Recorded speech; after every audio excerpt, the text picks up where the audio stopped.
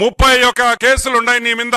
ED కేసులు 7, CBI కేసులు 11. ఇప్పుడు నిన్ను దేంతో కొట్టాలి అని అడుగుతున్నా. చెప్పుతో కొట్టాలా లేదా నువ్వే చెప్పు అని అడుగుతున్నా. 3452 3452 టైమ్స్ నువ్వు కోర్టు అడ్జర్న్మెంట్ తీసుకున్నావు, కోర్టులో వాయిదాలు తీసుకున్నావు. దానికి నిన్ను చెప్పుతో కొట్టాలా?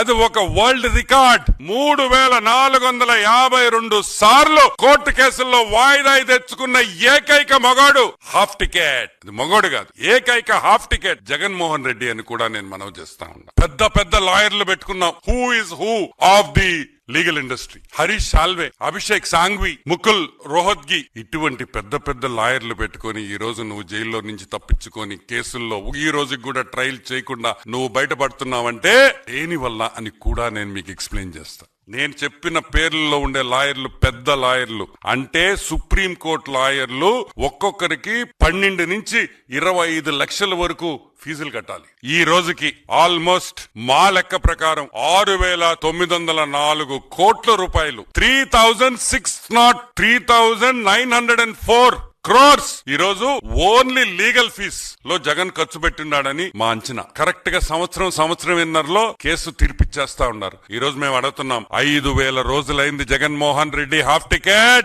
ఈ రోజు కూడా నీ మీద వేసిన కేసుల్లో ఈ రోజు ఒక్క